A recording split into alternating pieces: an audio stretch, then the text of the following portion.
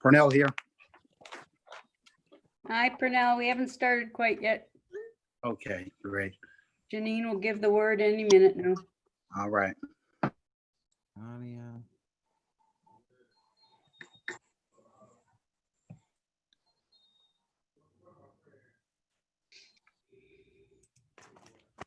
All right, I apologize for my lateness. Oh, you're not late. You're fine. 101. The computer, every time I turn it on, says it needs to, internal IT needs to update in 10 minutes and it closes down. It's like, don't they know when our meetings are? Don't do it when meetings are.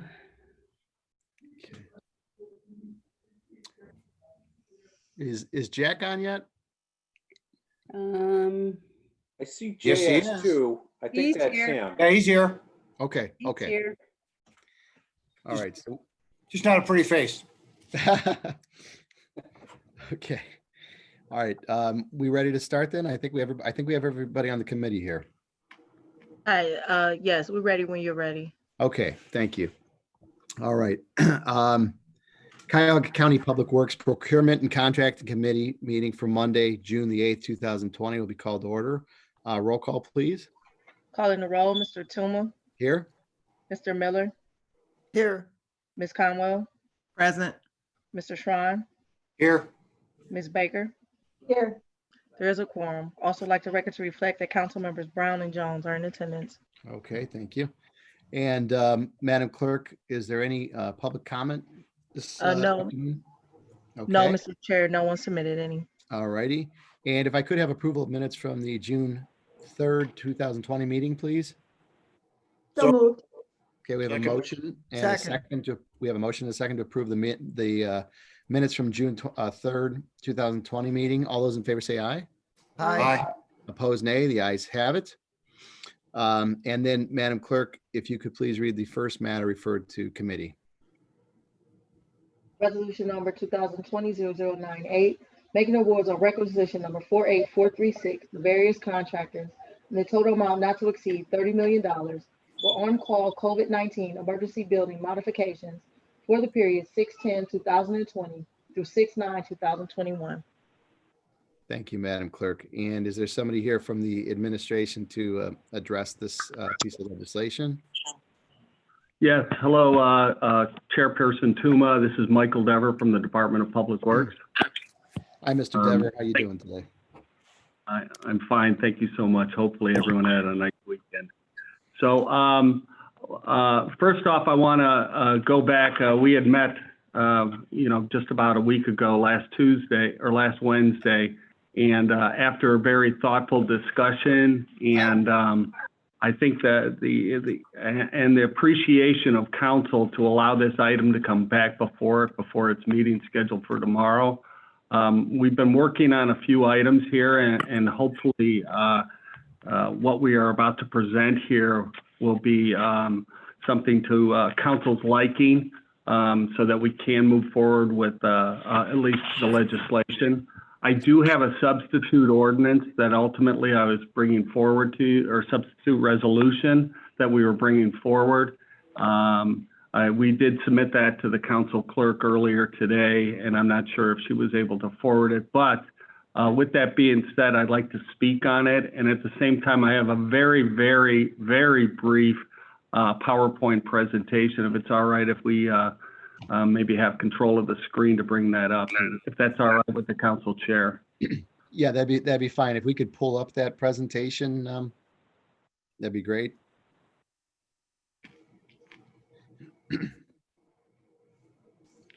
Also, Mr. Tuma, that item was forwarded to all council members by Janine this morning.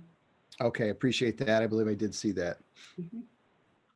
Okay, so thank you very much. Once again, over the last week or so here, we've been working very diligently on this legislation, and we have a few changes that we'd like to speak about. But first, I'd like to go back to the general background statement of what brought us here in the first place. You know, the unprecedented pandemic and the resulting guidance is anticipated to impact the way we use our 4.2 million square feet of building space. To date, the department, with collaboration of the courts, the sheriff, HHS, and our consultants, have established screening operations in all of our buildings, designed safe provisioning plans that we put into effect, implemented interim public-facing barriers and space reconfigurations. The above efforts have moved us to a point to be able to open the doors. And for those of you that I had mentioned last week, the hope was to open up the court buildings last week, but as of today, they had to push back their opening date. But today, the court buildings are in operation. I'll bet a soft opening, but they are running this morning. And our hope is in the very near future, the rest of the county administration building will be open for business also. The above efforts have moved us to the point of opening up the doors, and significant modifications to our public facilities will be needed to return to full operations and make full use of our facilities. So with that being said, provided the county with the capability to respond to COVID-19 mandates and best practices that require facility modifications. We solicited and awarded a master emergency on-call construction contract to multiple builders in order to be responsive to the public health mandates in preparation should another pandemic surge occur, and using best practices into the future. So the actions we've taken to this point, we request for proposals was released on May 8th. We responded to the RFPs, were due and opened on Tuesday the 19th. Selection committee members independently reviewed the 19 proposals. 19 proposals. We've not seen any of that type of response to any of our proposals in the past. And so we were very happy to have a favorable response. So we reviewed both of those, or all of them, on the 19th and 20th, and then we made a selection on the 20th, evaluated and scored all the proposals. Of the top 8 ranked contractors recommended for inclusion in the master contract, I'd like to just note that 25% of the contractors have an MBE certification. The RFP included a 30% diversity program goal, which include SBE, MBE, FBE certified prime con. Sorry. Okay, so next, Matt, if you can knock that. To be responsive to council's concerns related to the program opportunity, the concept was, first, we're going to propose the substitute legislation that includes a phase 1 and phase 2 program.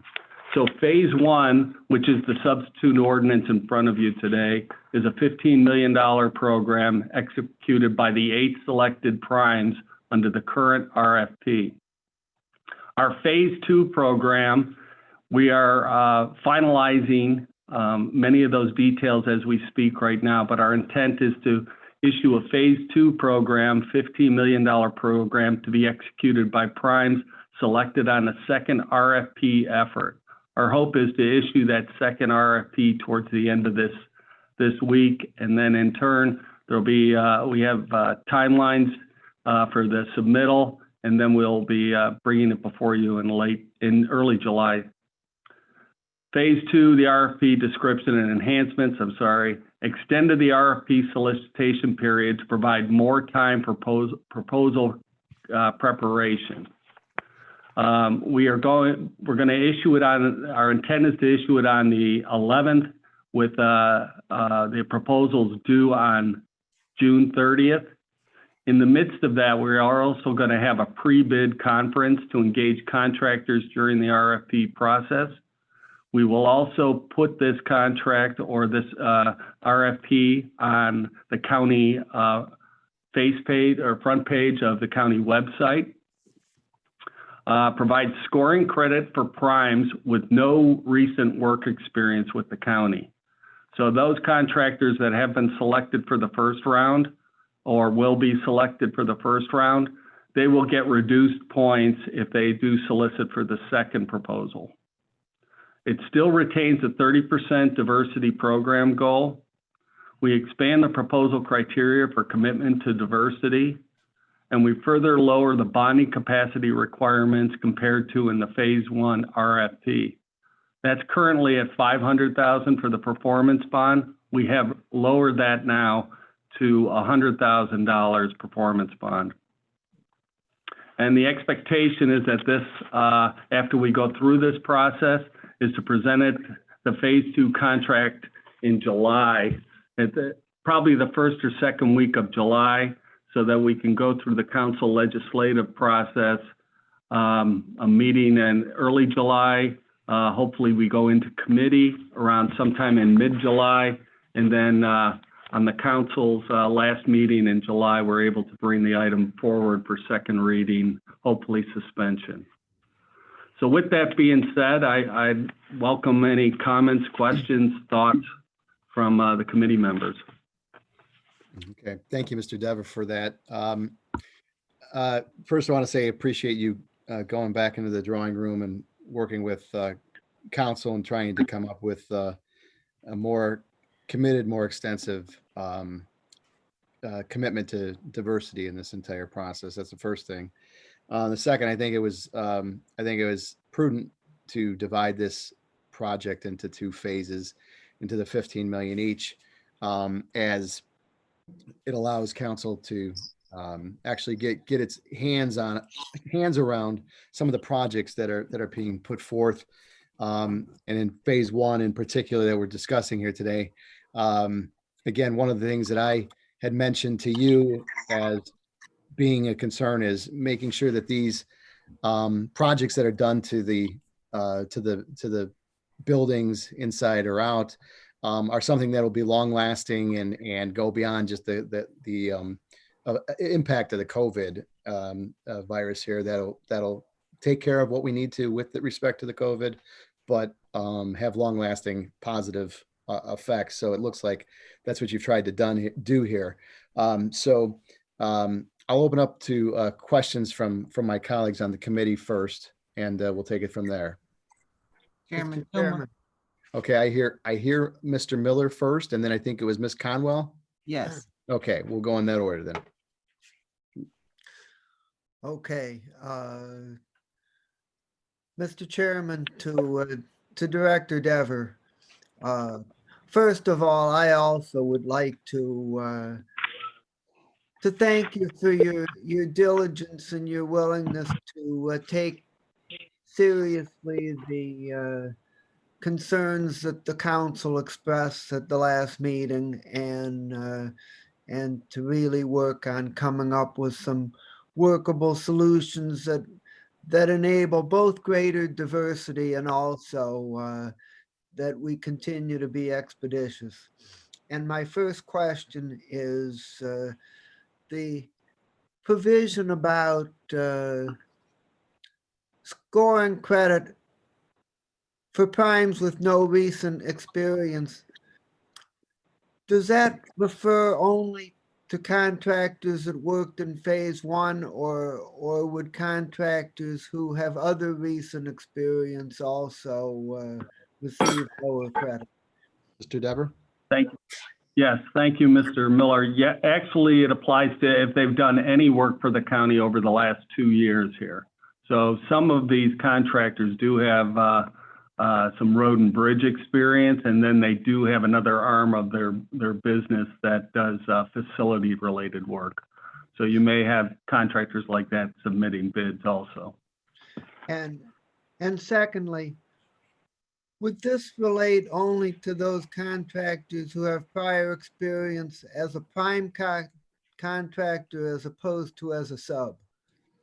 Just those that were prime in the past. So if they did serve as a sub in on another project, they are eligible to participate to get the full previous work points. So what you're looking for is to bring on new companies as prime contractors. Yes, sir. Yes. Okay, that's a desirable goal, and I'm hopeful that will be supportive of diversity. So I think that will work. Second question is that we discussed efforts that you're talking about making to do an outreach to encourage greater numbers of applicants for round two. Can you explain to us what you have in mind in that regard? Deborah? So actually, yes, we will utilize the buy-speed process again. I had mentioned that we would put it on the county, the front page of the county website also. We will reach out to as many as possible. We're going to use Builders Exchange, the Dodge reports also, which are used by many contractors. But we'll do the best outreach we can, but any help that can be provided or suggestions from council members on outreach efforts, we're more than willing to go the extra mile to make sure that everyone is aware of this contract is going to be on the street and that they have opportunity to submit a proposal. And Director, and to my colleague's final item at this time, because of the size and scale of this project and its importance both to public safety and diversity, I would like to add an amendment to the legislation that the Department of Public Works would provide a weekly report to the council on the progress being made regarding the county building retrofit program. Yes, we'd be welcome. We would be supportive of that also. Thank you. All right. Thank you, Mr. Miller. Ms. Conwell. Thank you, Chairman. This questions are directed to Director Dever, but just on the last point that Councilman Miller made, I just want to ask Director Dever, is that too frequent of the reporting for you, or can your department handle it? The frequency, early in the game here, it's going to take time to ramp up for the projects, and I really don't see substantial movement on them until probably August. So the first, month and a half to almost 2 months, it's going to take time to get organized. And then I see the really hard construction efforts taking place going in September, October, November, obviously December, and then hopefully I'm buttoning things up by December 31st. Okay. Ms. Conwell, Mr. Miller, would you be amenable to having something in there saying at council's request? I'm just trying to, if we're going to have a little time lapse between when actual work's going to be getting done, 1 week, each week might not be feasible at this point. Mr. Chairman and my colleagues, the director said that he is planning to issue the RFP for phase 2 by the end of this week. My expectation would be that the reporting over the next couple of months would mostly be over the process, and would talk about the issuing of the RFP, the outreach efforts, the timeline on the RFP evaluation process and that kind of thing, and that the reports starting in August, September, October, etc., would relate more to construction. So I think there would be different kinds of information, but there would be need for reporting in both timeframes. If I may, Mr. Chair. Sure. Yes, that is definitely doable, and there is a lot of information that's going to come our way within the next 3 weeks here. So it is probably a right time to be able to report out to say where we are in the process, what kind of inclusion and participation we've had in the process. So I welcome it. Okay. Any other members of the committee have an opinion on that? Because you guys are the ones who are going to be sitting through that. So just, Yeah, as far as a member of a committee, just, you don't want the administration of paperwork to slow down the process to get the info. I mean, weekly, I don't know that we as a body need to have it weekly. I mean, if you get it every 2 weeks or something like that, it's just half of the amount of work of preparation, and Mr. Miller would still get the information he's looking for without necessarily burdening, because there's gonna be a lot of things moving. If you got 8 contractors all simultaneously, and then you're gonna go down to subcontractors, maybe we'll go out there, and then you have the second round. It seems like we'd be burdening Public Works with a lot of paperwork to get information to us that perhaps every bi-weekly would be just sufficient. Mr. Chair. Mr. Chair.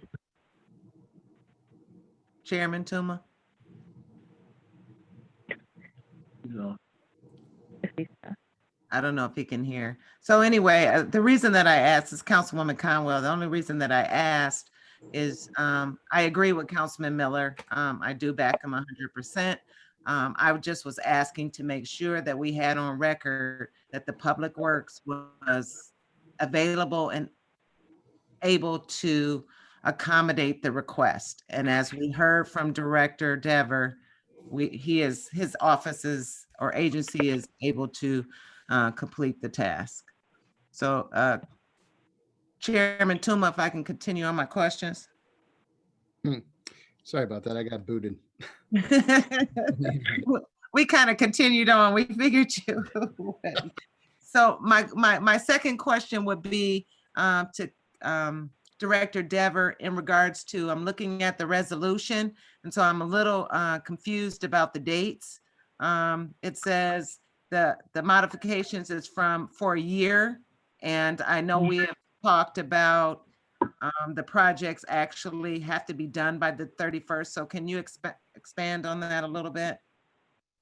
yeah, so the reason why we've added 6 months on the tail end of it, it's the closeout of projects, and there may be miscellaneous things that need to be done, but the paperwork to close a project out, I hate to say it, that's probably going to take more time than the project itself, and that's typical on public contracts, unfortunately. Okay, but it will still be considered under the CARES funding. Oh, yes, it will, as long as I have the project substantially completed, and that's, once again, that's how we are interpreting the language from the CARES Act right now, is that the project needs to be substantially completed by the end of the year. So unless Greg Huth may want to weigh in on that also, I see he's with us. Mr. Huth, do you have something to add? Yeah, Mr. Chairman, Mike, I want to be sure you're clear. We actually have to have the money expended by 12/30/20. That means out the door. Right. And we will be paying the estimates off as we go along. So they'll be submitting an estimate every 2 weeks. So we intend that most of this money will be spent. And I'm very cognizant that December 31st, we may be cutting checks at Christmas time. Okay, so that confuses me a little bit. So if they have to have the checks expended to everyone that they're paid, but then they have still maybe some possible closeout things to do, how do you intend on handling that? So there could be warranty work, or, there's typically dollars kept in escrow. So there's things of that nature, but overall, we will be in an agreement on the work that needs to be done and the completion date. So I hope to have everything completed by then. Once again, paperwork towards the tail end of this is going to take a little bit of time. Okay, so funds, additional funds or remaining funds that are in escrow complies with the CARES regulations. Is that what you're saying? We'll be sure that it does, okay? That should work. Yeah. Okay, and then my other thing would be, we had talked about a link, if you could send committee members or all council the link of where they're advertised at, where this phase 1 and phase 2 will be, the link and the list. And then also what I need personally is a list of the project modifications around the county that are in phase 1 and going to be in phase 2. Okay, that's fine. Yeah, we're still developing those specific projects that we're going to start off on the first contract, knowing that the secondary contract will not be, if council agrees, will not be in effect until the end of July. But we will get you that list of the current groupings of projects that are out there. Okay. And when is the timeline you'll get me that? Within the next day or so here, if that's fine, we'll say by Wednesday. Thank you. Thank you. Thank you, All right. Mr. Chair. Thank you, Ms. Conwell. Any other questions or comments from members of the committee? I have a question. Oh, yeah, Chair. Mr. Schron and then Ms. Baker. Okay, thank Yeah, Ms. Jarrett, last meeting you talked about some unusual or very detailed and certified, I assume, projects that have to be done. That would be elevator reconfiguration. I assume can only be done by those folks who are certified to do elevator work, which is obviously a very secured responsibility, and the HVAC. Now that we've cut these numbers in half, does that comply with what we're going to be required to spend on those two sectors, as far as the elevator projects throughout the county and the HVAC system? Yeah, the elevator projects are really controls within the elevator. So to try and speed them up and to be able to recall them to certain floors so that minimal use. So there will be challenges with the elevator contract, but that's only a percentage of the overall value of these contracts. At least that's how I see it right now. Nothing the mechanical HVAC needs to be done? There won't be anything Well, mechanical on the elevators? Yeah, I would anticipate, yes, there is some mechanical pieces to it, but, and you spoke about this at the last hearing, Councilman Schron, that yes, there is only a few vendors that take on that type of work. But once again, I believe it's a relatively small percentage of the overall work that's Okay. going to be done on county buildings. Okay. And how about the HVAC system? You said that was just the one air handler I thought was over $600,000. Yeah, that's right. That was a separate contract altogether.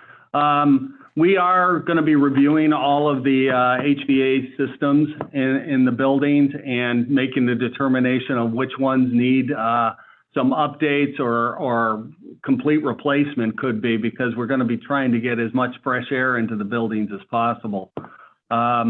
So there are a number of contractors out there that do that type of work. I think it's a long list of them. So I think we should have a pretty good selection available to be able to take on that type of work. That's not going to be part of one of these contracts that's now half of what we talked about the other day? Well, it may be, and then I anticipate it'll be part of those secondary ones also. I think was brought up at by Matt Reimer at that time too. The lead time on some of these pieces of equipment are going to be our challenge. So if over the next few weeks here, and we determine that, you know, there is one specific unit that needs to be replaced, we may go out and just direct one of the contractors to start to procure that piece of equipment, so we are sure to have it on hand before December 31st. Well, that's right. I guess I was wondering whether that would exceed the full value of what that contractor is now being authorized under this new amended legislation as far as what you're suggesting here. Well, For those within the agreement, I'm sorry, sir. yeah, we went from 3.9 down to half of that, so 1.8 something in this new version of the agreement. I just wanted to make sure that one contractor would be able to handle that with this new number that we got on the paper. Yeah, those were just estimated division or breakup into each of those 8 contractors at 1.875. So one contractor may end up with a little bit more than another, one of these contracts as we go forward. So I wouldn't be too alarmed. Those price or those dollar figures that are submitted within, I don't see any specific project right now exceeding that dollar figure of 1.88 million. It may be a little bit over, maybe close to $2 million, but we do have that flexibility within this master contract to move money between the contractors. Okay, so it's not fixed that any one of the 8 will get the 1.875. That's correct. Okay. You were going through the numbers of 19 respondents out there, and you indicated that 8 were the successful bidders, 2 were minority bidders. How many of the 19 were minority bidders, so that we just know what level of participation we actually had in the 19? Yeah, so of the 19, there were 4 that were identified as MBEs. Okay, so Minority Business Enterprise. So 50% of the bidders of the 19 successfully received an award. Is that what you're saying? Yes, their proposal ranked high to be selected.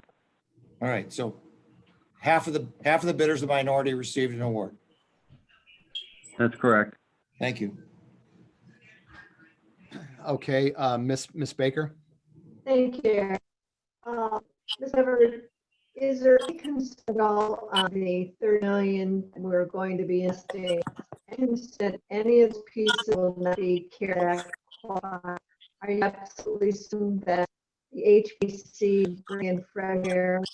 Does that qualify for a COVID-19? Any of those special larger ticket items? Any concern at all that any of those pieces do not qualify? I'm sorry, I didn't catch all of that. There was a bit of a breakup in the communication. Yeah, there's a slight delay, Nan, in your communication. All right, I'll try it then. Can you understand me? So far. Okay. Is there any concern of the 30 million that we're requesting, and actually even the 1.5 million for the facilities storage? Any concern at all that anything in there, like the HVAC large ticket price for fresh air, anything that is being requested that will not qualify? You're absolutely certain that everything that you're asking for will qualify for the CARES Act? Yeah, I think she's asking if everything you're asking will qualify, Mr. Dever. Well, that's our intent, is not to be able to have to come back and utilize general fund dollars on any of these repairs. So we are very carefully looking through that lens of what qualifies for the CARES Act. So that's our intent, and it's not to come back and saying we ended up having to use or requesting to use general fund dollars on these repairs. When will we be 100% certain that you're there? As we select the projects, we will be making sure, we're going to do a review at whatever project is proposed to make sure it falls within those definitions. So as it's kind of a moving target right now, or should I say, we'll continue to review each project as we go forward to make sure that it adheres to the CARES funding. Hopefully that answers your question. It does. Any concern that could be hybrid? Some of it is, some of it isn't. I guess just wondering, it's a large amount of money, and it sounds like you have the intent. I'm not sure that we're 100% sure before we spend. I mean, you could get into a situation where half of it is, half it isn't, or maybe a portion is for whatever reason. Any concerns that we could be looking at 30 million, maybe 20 million paid and 1 million isn't? we're going to be continuously following the guidelines of the CDC and the Ohio Board of Health in regards to whatever improvements we're doing here. And we're going to include that in each of these items as we move forward. There is a general problem statement and how we're going to select a project. So that if the problem statement revolves around CARES and responding to CARES, that's how we're going to move forward here.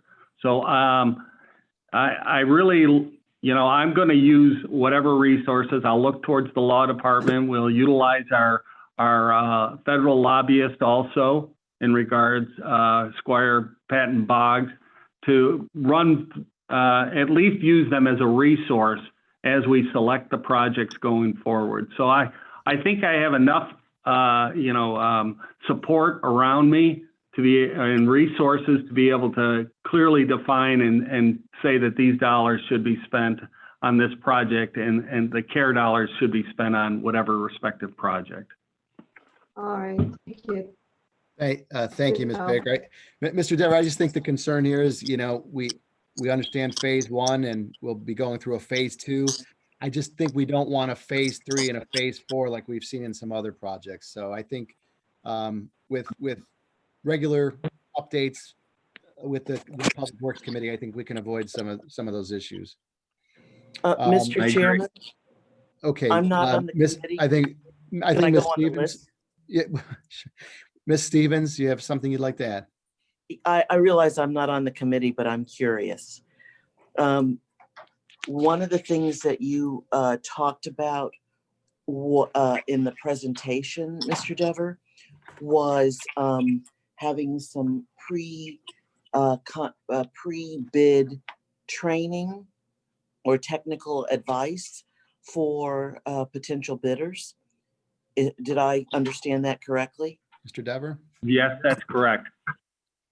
How frequently are you offering it, and how are you announcing to people that it is available? So we'll utilize those same resources. Once we issue the second RFP on June 11th, we are intending to have this pre-bid conference on the 17th, June 17th, which will be a week from this coming Wednesday. If it looks like we did not have a positive response to that pre-bid conference, I'm willing to do another one if need be. But as of right now, we're scheduling for the 17th, which is next Wednesday. We are going to be doing this media blitz. Hopefully our friends from cleveland.com will even make note that we are putting out a second RFP and they will notify people. Hopefully maybe a little free advertising here. We'll utilize all of the resources that we have available to us to make sure that people are aware that there's a second RFP on the street and that they can come to this pre-bid conference so we can help them in developing their proposals and what we'll be looking at as we go through the selection process. I'm very pleased about that, because having done a little bidding in my past for construction and demolition activities, it's incredibly important that you allow especially the small businesses and the minority businesses to have access to your staff and more capacity to learn, because one of the tougher things about obtaining government work, so to speak, is that there's not only the bidding process, but then there's the procurement documents that you have to turn in. Do you have a procurement document guidance piece as part of your training? Yes, that we'll be walking right through the entire document for each of for everybody that attends the meeting. It'll be a Zoom meeting similar to this also. So if they want to just phone in and participate, and plus we'll be answering questions as we go along. So hopefully this will be thorough enough for people to get an understanding of how the county procures projects similar to this. And then will you have staff available for follow-up calls? Oh, yes, definitely. So if there any questions do arise during the bidding process, the intent is they email in the question specifically of what the issue is. So my hope is between now and the end of the week, we're doing this outreach effort to let people know that we've got this contract coming. And that's where I need the assistance of council members also, is to let people know that we've got a contract that's about to be put on the street here. And the time frame to respond to it, is a good 21 days. So we have, 19 days to respond. So I think there's ample time for them to respond. Anybody who has done similar work to this with any government entity should be familiar with this process. And when you email us, you'll be emailing us the point of contacts for your staff. So when one of our constituents calls us, we don't even try to answer. We say, this is the person who you should reach out to. Yes, that gentleman's name is Eric Mack. He will be the point of contact on this through the whole selection process. Okay. All righty. Thank you. Thank you. Thank you, Ms. Stevens. Any other questions or comments from members of the committee or other council persons? I have just Okay. one question. Okay, Mr. Schron and then Ms. Baker. Did I see Ms. Brown's hand go up or no? Okay. Cornell Jones. Oh, okay, we'll do Schron, Baker, Brown, Jones. Mrs. Baker was asking some questions about wanting to be assured that these funds would be properly spent using CARES. I assume we've gotten an opinion from Mr. Huth and you said Squires, but ultimately is every dollar subject to being audited as to the timing for expenditure and for the value of what we spent the money on? Yes, that's how I'm approaching it, that every dollar will be audited into the future. So we are preparing ourselves to go through that process 2 years from now. If the federal government comes knocking on the door, and we'll have our documentation in place. So back to Mrs. Baker's question, the only time when we can be 100% sure that we correctly spent the money is after the audit is finished. Because audits sometimes find items that they disagree with expenditures or timing. So it seems to me that we need to be scrupulous as far as what we spend the money on and to make sure that it gets spent before that December 31st timeframe. No, but you are correct. I mean, until an audit is completed, that's the only time you're going to know that you have a clean bill of health. But that's how I'm approaching this entire project, that I will be audited in 18 months, 2 years from now. And so that's how we're approaching it, to make sure that every dollar is being paid for via the CARES Act. Okay, Ms. Baker? Yes, thank you, Chair. It's a bigger question, big picture question, understanding the 31 million that's spent here. We know that we have 215 million that's provided to us for the COVID-19. So we have approximately 70 million spent, or at least projected to be spent, leaving us with $145 million of the 215. This may not be a question for you, except that we are putting that $1 million budget into the 215 million. Do we have a plan for the 145 million that's left to be spent before the end of the year? And does 30 million fit into that plan so that we're not shortchanging any of the services perhaps that will be needed to spend over the next 7 months? Unfortunately, I don't know if the fiscal officer, but maybe Greg Huth can weigh in on that. If I understood your question, is the other $215 million, has there been identified of where those dollars will go? I'm not sure, but Greg? Mr. Huth? Mr. Chairman, the committee, it's my understanding that the administration is preparing a plan, but I don't think anything's been finalized at this point. I guess the concern there that we're not sure is that we're not putting too much into the facilities and shortchanging what could be direct services of the money that is left. And I think with 145 million left over the 7 months, especially if this COVID-19 is diminishing in its need, but still should be at least aware of what the plan is before we spend a significant amount of dollars in one place. I guess I would be, and the question isn't for you, I'm your administration, but we should have some type of plan, know how much more money is going to be needed to take care of those that are impacted by this on many levels in Cuyahoga County. And does this 30 million fit into that plan to make sure we're not going to change those in need? Right. Miss Baker, I certainly appreciate the question and understand where you're coming from on that. I just think we should focus on the legislation and the amount that's before us. That's certainly a legitimate question, maybe for Finance Committee and other committees down the road when they present plans specifically to a particular committee. Because I don't know if Mr. Huth or Mr. Dever can answer that at the moment. So that's certainly something that we'll have to at some point get answers to moving forward. So I appreciate the questions. I understand. I do think some we did get answered, if not today. But it does relate today in a way where we're spending dollars and really sure of the entire plan of overall event.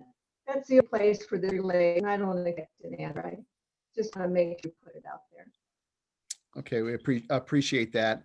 Miss Brown?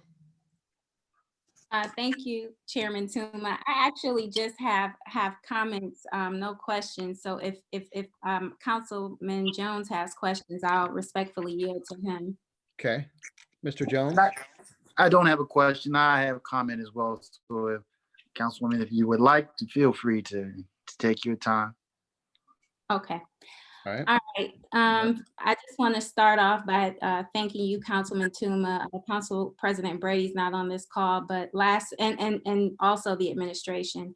Last week was an exhausting week, and I can only imagine a level of exhaustion that my slave ancestors who were brought here on ships, packed like sardines, sold into slavery, and were forced into labor for their oppressors for generation after generation after generation without pay must have felt. And I know some of you may be thinking, why do I bring that up? Because it is a fact. It is an ugly fact, and it is uncomfortable. And if it makes you uncomfortable, then you need to stop and ask yourself why.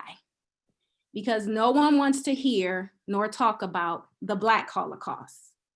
But if we're going to correct the problems of today, we must recognize and address the unrelenting persecutions of this nation's reprehensible past. Therefore, we should not let systems and institutions that have implicitly told minorities, specifically Black people, back impede us from doing what's right now. Now, over the weekend, I came across a video on social media that was one of the most simplest and most well-articulated and profound illustrations of Americans' disproportionate socioeconomic impacts of systemic, institutional, and structural oppression. And it was explained like this. If we were to play a game of Monopoly today, and for 400 rounds, I didn't allow you to have any money, no property, and nothing on the board, you don't get a turn. And not only that, you must play on my behalf. And then for the next 50 rounds, I'll allow you to play. Then I take everything that you have earned and built, and I burn it, like they did in Tulsa, Oklahoma, Wilmington, North Carolina, Elaine, Kansas, Rosewood, Florida, real communities where Black people had accumulated some economic wealth and power. These places were massacred and their communities were literally burned to the ground. So for 400 years, you don't get your own turn to play. and you must work on my behalf to make me wealthy. Then for the next 50 years, you get to play. But I don't like the way you're playing because it appears you're catching up. So now I get to destroy everything you've acquired. Now, finally, after all of that, I say, catch up. And the only real way to do that would be to share the wealth. But even when the wealth is shared, you are met with emotional terrorism of the reminders that you're only here because you are an equal opportunity hire or contract. So clearly the system has been rigged and the fix is in. This is our reality as Black people. And it has been happening for so long that even doing what is right feels wrong. But I can promise you, I am here to dismantle the system that has been proverbially, figuratively, and literally having its knee on the necks of Black people. And as the youngest member of this body, I personally stand to gain or lose the most for the remainder of our lifetime. So I cannot and I will not sit silently on the sideline because our silence is complicit and your rejection would be the ultimate betrayal of the American Pledge of Allegiance for liberty and justice for all. We, this body of Cuyahoga County, have an opportunity to really bend the moral arc of the universe towards justice.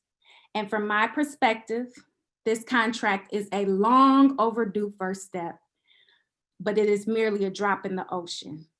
We have to be willing to put our money where our mouth is and continue to demonstrate to all of our constituents we are prepared to make the meaningful and impactful changes to our policy that will help fix the broken promises of our past. So I want to sincerely thank the administration, specifically Michael Dever, for hearing my concerns, taking this matter seriously, and addressing it promptly. And I especially want to thank my council colleagues, Conwell, Miller, Vice President Jones, President Brady, and Chairman Tuma for your support. It means so very much. And I look forward to future discussions relative to the disparity study. Thank you. Thank you very much.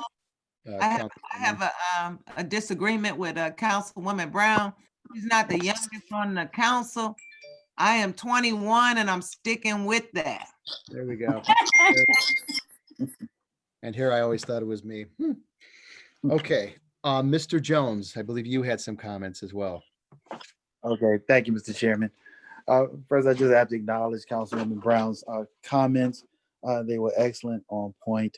And I just want to just say I have not been focusing on any individuals, whether they were those who lost the contracts or any individual. It's always been about the process, trying to shed a light on a process that will be more equitable in terms of scoring and just the overall process.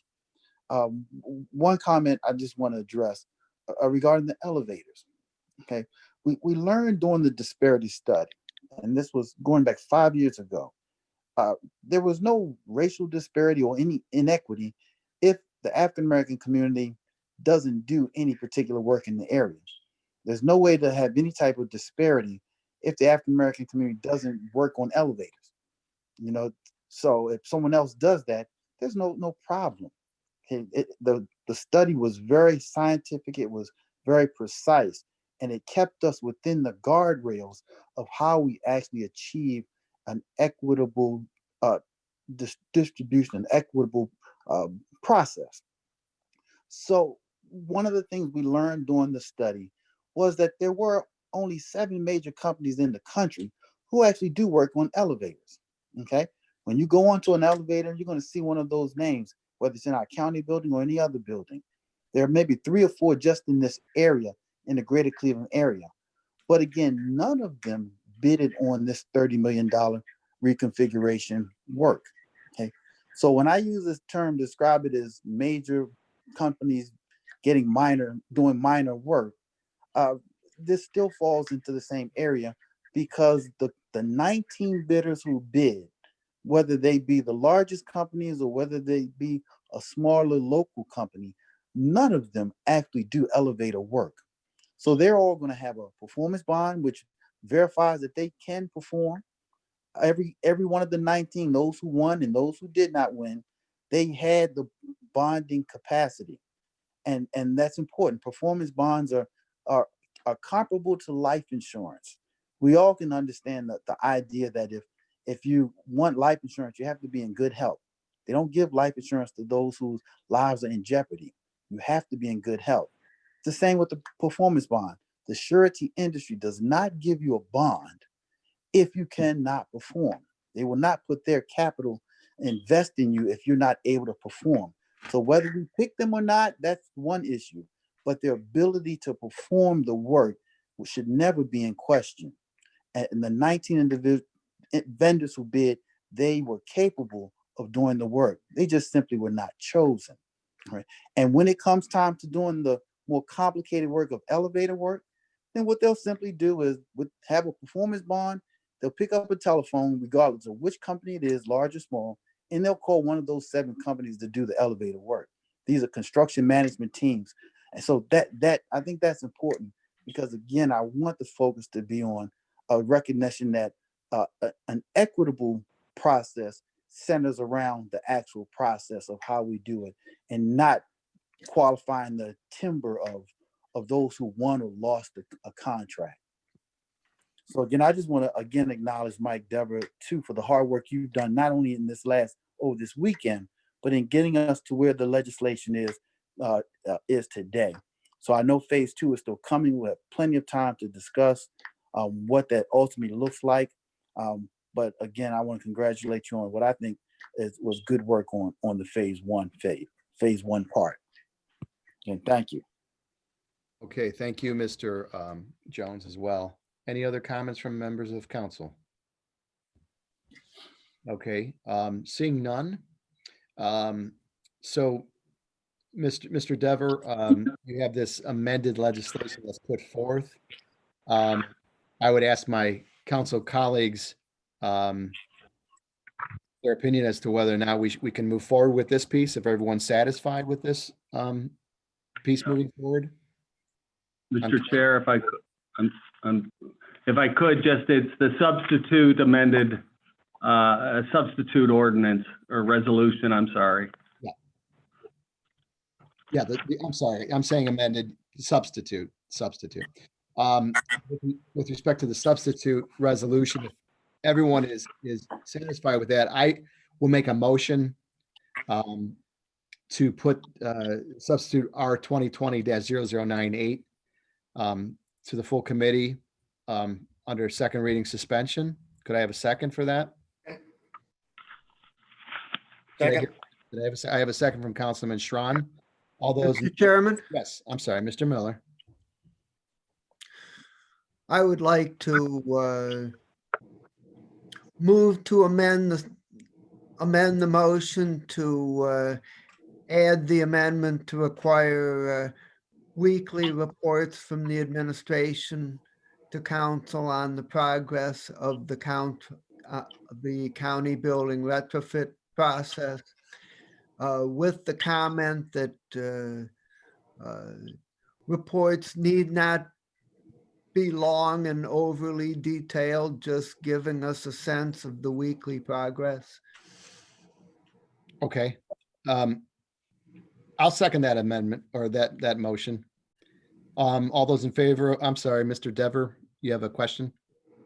Yeah, Mr. Miller did make reference, it's a report, so we were hoping this was a written report as opposed to a presentation before council. Yes, my intent, yes, it's a written report. Thank you. Okay, everyone understands that. That would be a written report, not necessarily in person, but of course, if we always need to speak, we're always there. So that can happen too. So I'll make a second on that motion. All those in favor of accepting the amendment to substitute resolution R 2020-0098, say aye. Aye. Okay, I believe the ayes have it. And now I'll make, well, I have now on the board, I'll make a motion to accept substitute resolution as amended, R 2020-0098. for Second. suspension, and we have a second. All those in favor say aye. Aye. Aye. Opposed, nay. And the ayes have it. Thank you, Mr. Dever, and thank you to my. Thank you. Thank you, Mr. Chairman. Really appreciate it. And I just want to make sure I note that my two assistants, Nicole English and Matt Reimer, did a lot of heavy lifting in regards to this legislation. So thank you very much for bringing this forward. Thank you. Mr. Chairman, can Director Dever get us Eric Mack's number, contact information? Mr. Dever, would you be able to provide counsel with that number of Mr. Mack? I sure will. I don't have it at my disposal right now, but you'll see an email within the hour, okay? Thank you. Thank you. Thank you.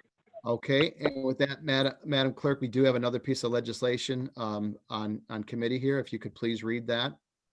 Resolution number 2020-0101, making an award on RQ 48104 to Hvac Construction in the amount not to exceed $1,645,588.10 for resurfacing East 131st Street from Forestdale Drive to Miles Road in the cities of Cleveland and Garfield Heights. Okay, and I see we have Miss English here. Miss English, you going to explain this legislation? Yep, Nicole English from Public Works. So this is an award of a resurfacing of East 131st Street from Forestdale to Miles, Garfield Heights, and Cleveland. We bid the project and there was 9 bids pulled and 6 submitted. And the lowest bid was not selected because the second lowest bid was actually a Cuyahoga County business. So we used the Cuyahoga County business preference.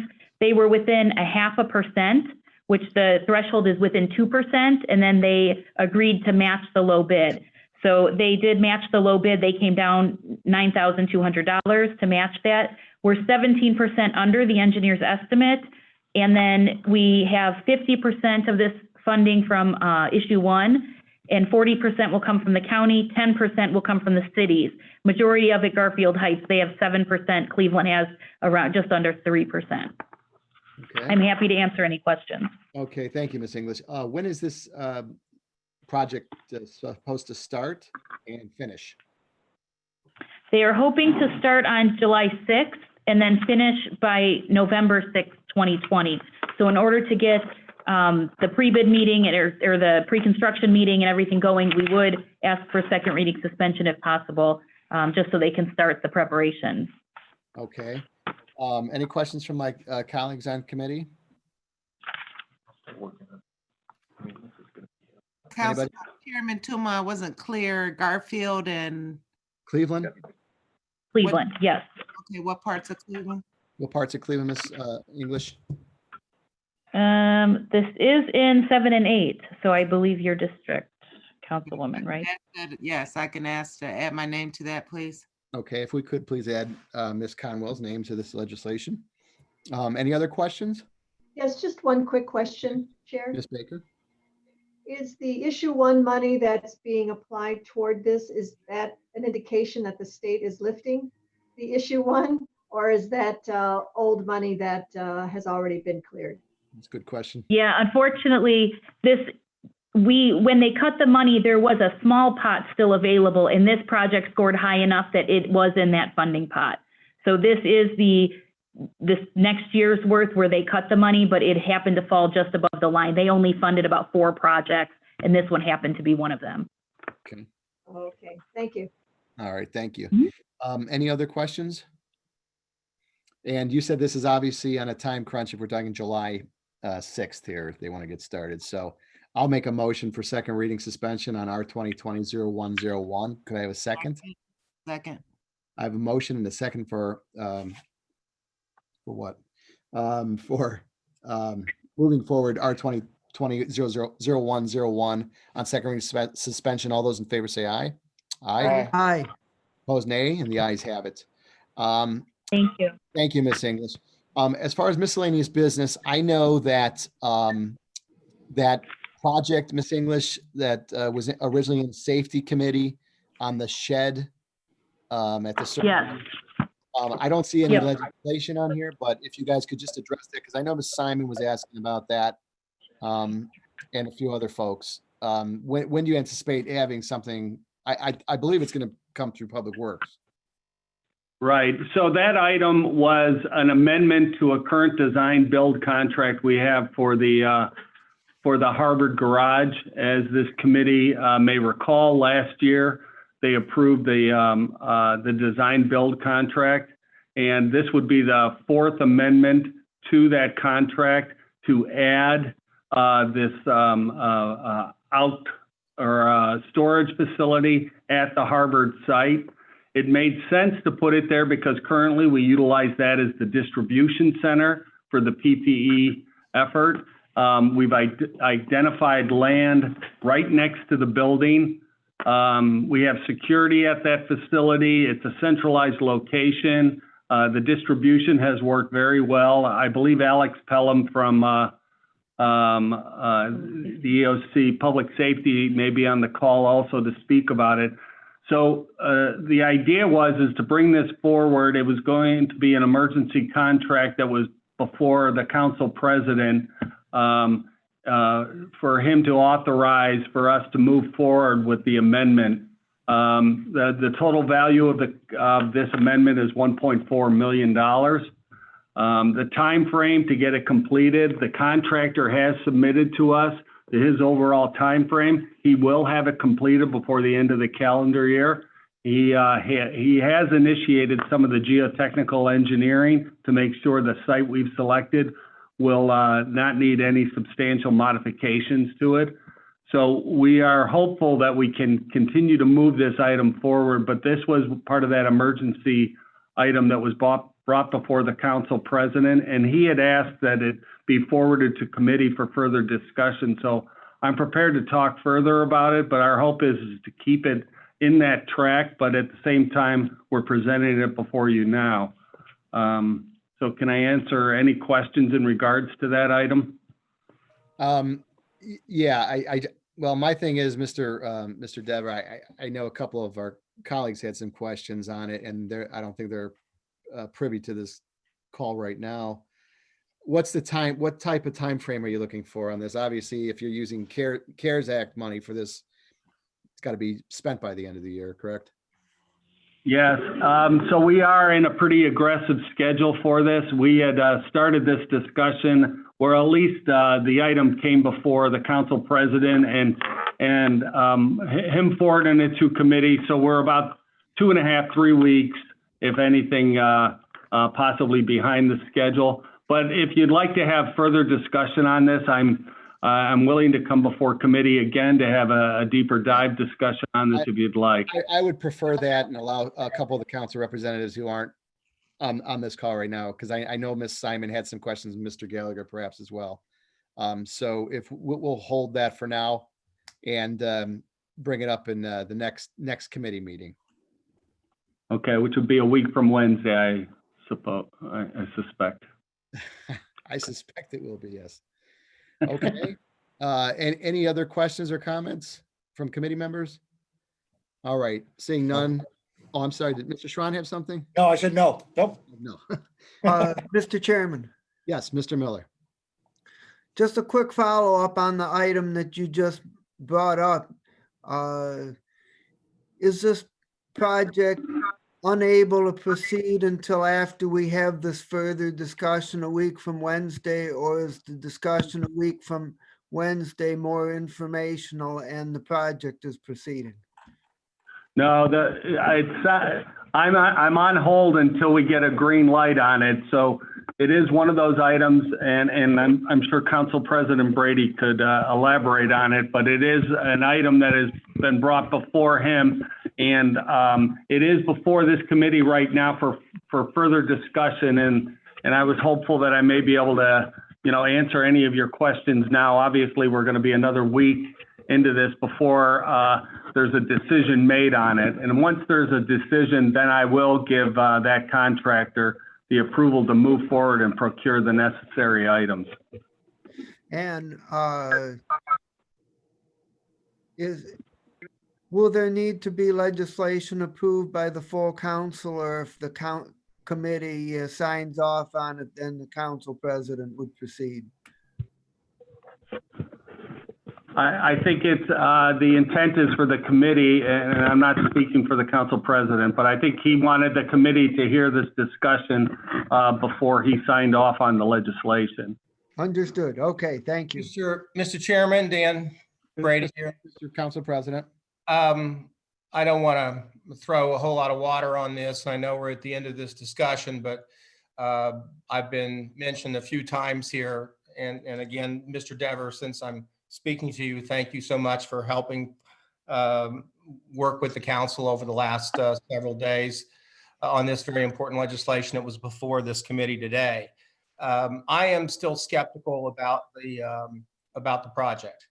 So I just want to let you know that I hope it doesn't disappoint you too much. I'm not here to fight the project, but I am skeptical about this project and about the use of these funds, these COVID funds for this particular structure. And I'll leave it at that now and participate in a discussion about it as it comes before the council. Thank you, Mr. Council President. Chair, if I may ask a question? Yes, Ms. Baker. Just a question in advance, not really a question answered, but we get answer when we crack in.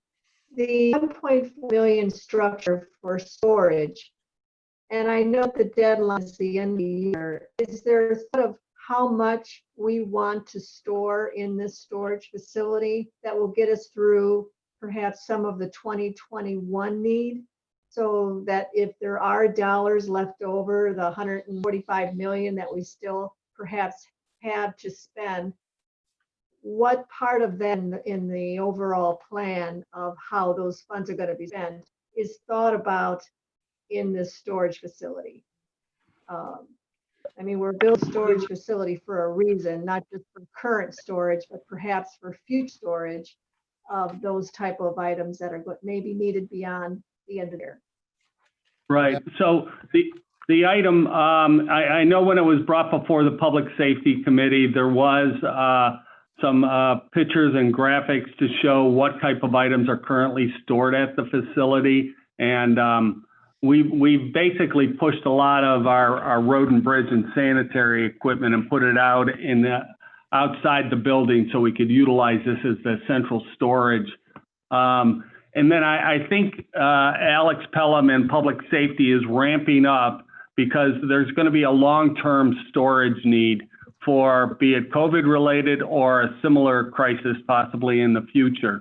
So that was the intent of this facility, and we did verify it with Squire Patton Boggs in regards to utilizing this funding for that type of structure.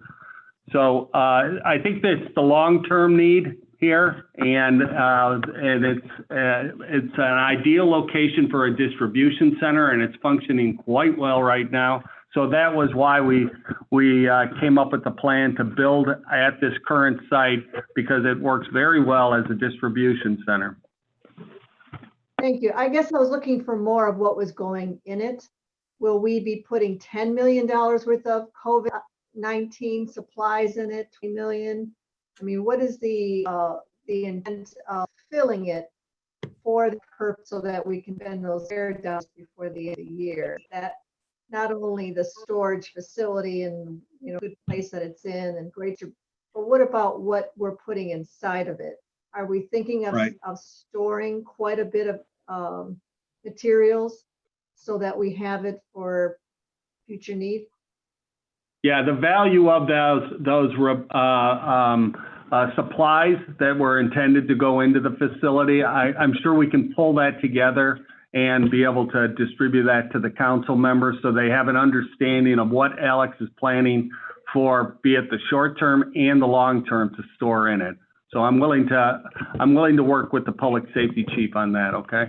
Or I'm sorry, Alex. Maybe if you could have something for the committee next week, right, with respect to some of that stuff, I think it might be helpful to the discussion.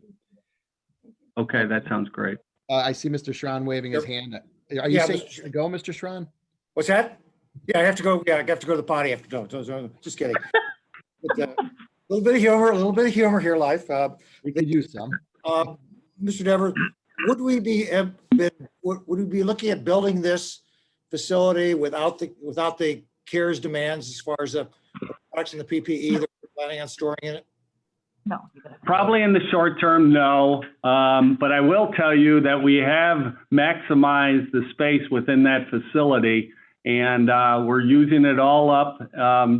It has stored a lot of vehicles there, but it's a pretty flexible space that we have available there, and it just seems like the right fit at this time. Now, the crisis may be gone in 2 years from now, but we have verified with both Squire Patton Boggs that the expenditure of dollars to build this would be 100% COVID.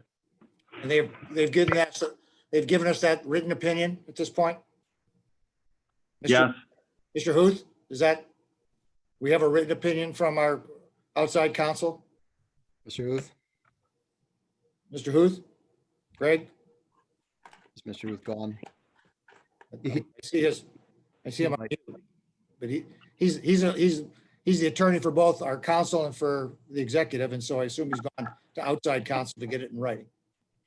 Yeah. Right. Well, listen, I'll follow up with him on that, okay, Councilman? Please present us with that written opinion so that we can at least feel comfortable. And then ultimately, as was suggested earlier on, and the only time when we know fully well whether we correctly expended it was after the audit has come through and we passed the audit. Understood. But it's always nice to have a lawyer putting their name on it in case for the legal opinion. Always nice to have a lawyer. Okay. With that. Yeah, somebody to sue. Thank you, Mr. Shaw. With that. I'm sorry, if I may, please. Yes. I just wanted to ask Mr. Dever as well as Anka if they could get that revised proposed substitute to me. So the intent is for me to distribute a revised agenda with that information on it. So if all of you will be looking in your email for that, as soon as I could possibly get it done, you will all have it. Okay. Yes, I will provide shortly. Thank you. Thank you very much. Okay, and with that, I'll make a motion to adjourn. Second. We have a motion to second to adjourn. All those in favor say aye. Aye. Opposed, nay. The ayes have it. And Public Works Committee will adjourn at 2:18 p.m. Thank you, everybody. Appreciate it.